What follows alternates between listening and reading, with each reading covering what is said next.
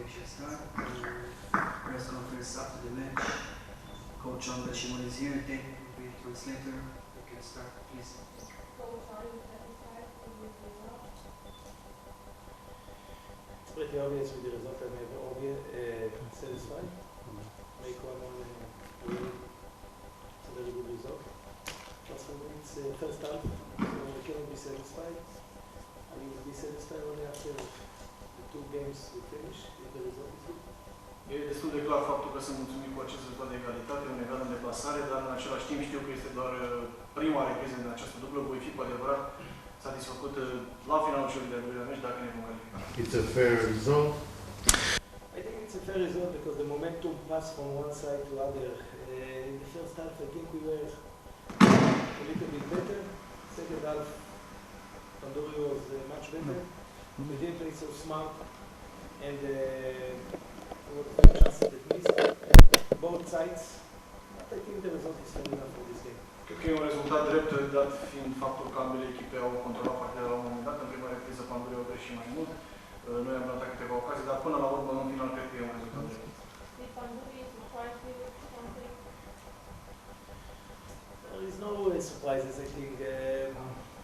In the second half, I thought they will go down a little bit because they played 3 days ago and they go up a little bit.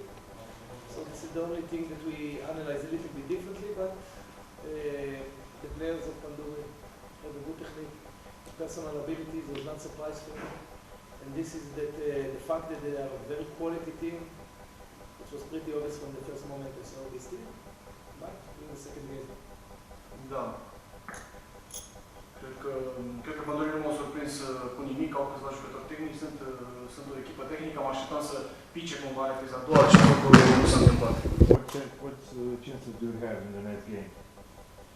I think the chances is pretty open.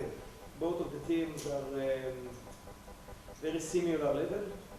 I think the second game, the team that play a little bit smarter will take this competition. We're coming home after a good result away. We must concentrate on what we have to do, how we have to improve, because we must improve, but we're a good team. Da, cred că șansele sunt egale, pentru că sunt două echipe echilibrate valoric. Noi mergem acum la noi acasă, trebuie să ne îmbunătățim jocul, trebuie să fim mai valoroși ca astăzi, dar până la urmă echipa mai inteligentă se va califica.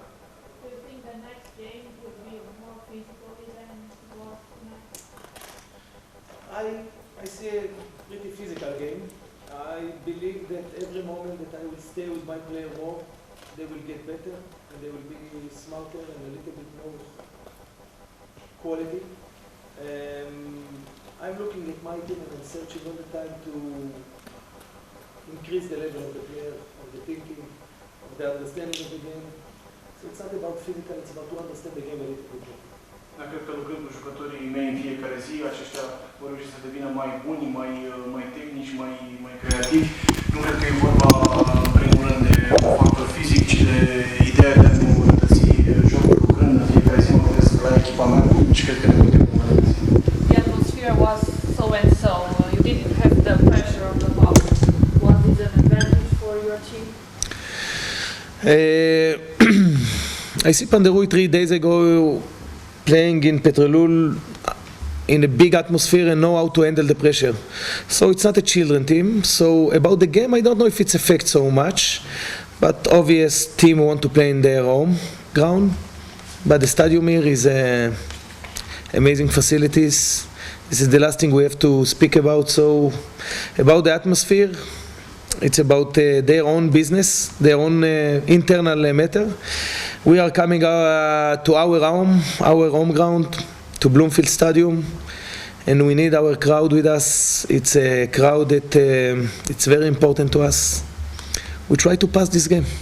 Da, am văzut pe Panduri acum 3 zile la Ploiești și au jucat pe un stadion unde a fost o atmosferă frumoasă. Acum am venit la Cluj, nu cred că e corect să vorbim de atmosferă, cred că și Panduri își doreau să joace pe teren propriu. Până la urmă aici este un stadion fantastic, iar returul vor juca la noi acasă pe Bloomfield Arena, acolo unde avem nevoie de suportul publicului ca să ne ajute să ne calificăm mai departe. I know you look more at your team, but is there a player from Panduri that impressed you?